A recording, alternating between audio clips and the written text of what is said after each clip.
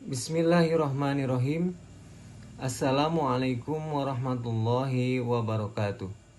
Allahumma sholli ala Sayyidina Muhammad wa ala ali Sayyidina Muhammad.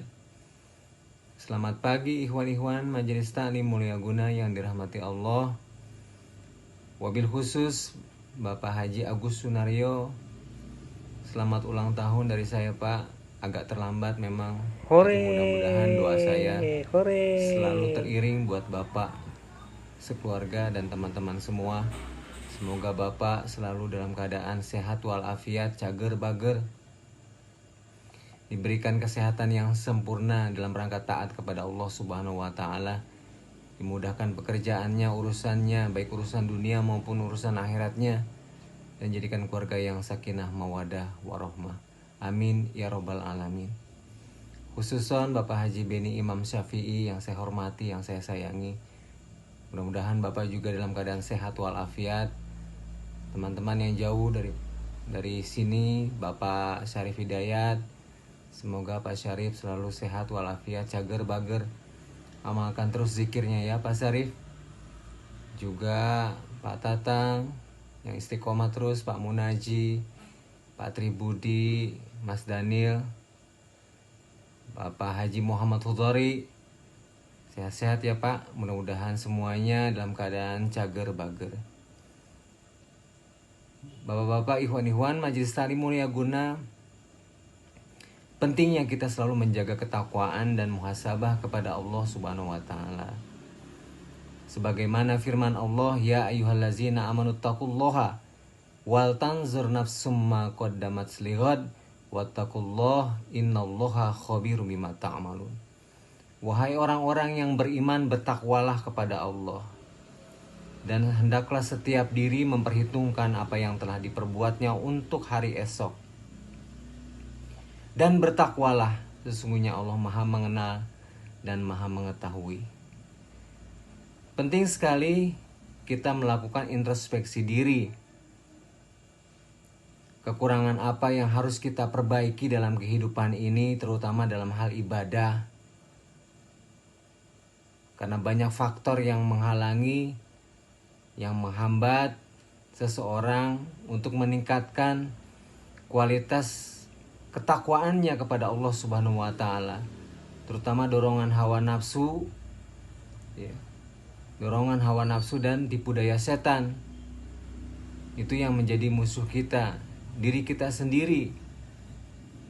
Setan akan merasuki, menguasai hati kita dan memanipulasi pikiran kita,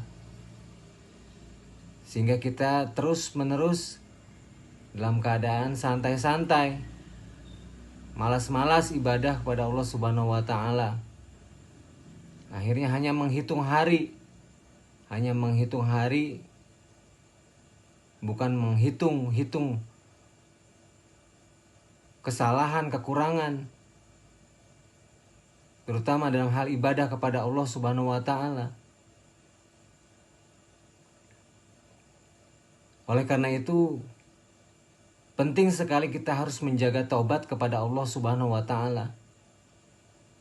Sebagaimana firman Allah, wa tubu ilallahi jami'an ayyuhal mu'minun la'allakum tuflihun.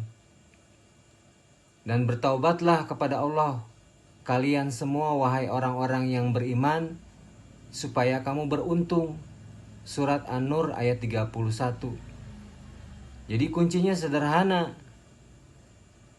Jika kita ingin beruntung hidup kita di dunia dan di akhirat, kata Allah, harus sering-sering bertobat kepada Allah. Karena tobat artinya kita kembali kepada siapa? Kembali kepada Allah. Minta pertolongan kepada Allah. Kembali dari hal-hal perbuatan yang dicela oleh agama kepada perbuatan yang dipuji oleh agama. Mohon pertolongan kepada Allah dari dorongan hawa nafsu dan tipu daya setan. Hanya Allah yang bisa menolong kita semua. Kalau terus-menerus kita lakukan hal tersebut dalam rangka taubat kepada Allah Subhanahu wa Ta'ala, maka Allah akan memberikan pertolongan kepada kita. Tobat jangan hanya di bibir saja. Seperti makan sambal, pedasnya hilang, nyocol lagi. Dirasa sudah aman, maka berbuat maksiat lagi, dosa lagi. Kunci kesalahan, kekurangan, perbuatan dosa, maksiat yang dilakukan oleh seseorang, sebabnya hanya satu. Dia alpa kepada Allah Subhanahu wa ta'ala. Dia lupa kepada Allah, sehingga dia lupa diri. Sebagaimana petunjuk Allah dalam Al-Quran, wala takunu kallazina nasullaha fa'ansahum anfusahum ulaika humul fasikun. Janganlah kamu seperti orang yang lupa kepada Allah, lalu Allah melupakan mereka kepada diri mereka sendiri. Mereka termasuk orang yang fasik. Orang yang berbuat maksiat itulah orang yang fasik. Orang yang alpa kepada Allah, orang yang lupa kepada Allah, orang yang lalai kepada Allah, orang yang goflah kepada Allah Subhanahu wa ta'ala. Jadi kuncinya sederhana. Kita ingin hidup kita beruntung di dunia dan di akhirat, banyak-banyaklah bertobat kepada Allah. Bukan hanya di bibir saja, tapi sampai meresap ke dalam hati kita. Kemudian kita realisasikan dengan perbuatan kita. Realisasi dalam tobat kepada Allah Subhanahu wa ta'ala dalam bentuk perbuatan adalah kita meningkatkan kualitas, frekuensi dan intensitas ibadah kita kepada Allah Subhanahu wa ta'ala. Terutama apa? Kita memperbanyak ingat kepada Allah. Sehingga terhubung antara batin kita dengan Allah Subhanahu wa ta'ala. Tidak akan pernah pegat, namun cek Sunda mah, gak akan pernah putus. Bahkan orang-orang soleh itu setiap naik turun nafasnya dia selalu ingat kepada Allah Subhanahu wa ta'ala. Begitu takutnya kepada Allah Subhanahu wa ta'ala. Gak usah dipikir-pikir nanti seperti apa keadaannya, seperti apa kondisinya, seperti apa di yaumil akhir. Yang dipikirin adalah sekarang. Sekarang apakah kualitas zikir kita sudah masuk ke dalam rasa, ke dalam kolbu kita, sehingga kita merasa dalam setiap keadaan kita selalu dipantau, dilihat oleh Allah Subhanahu wa ta'ala.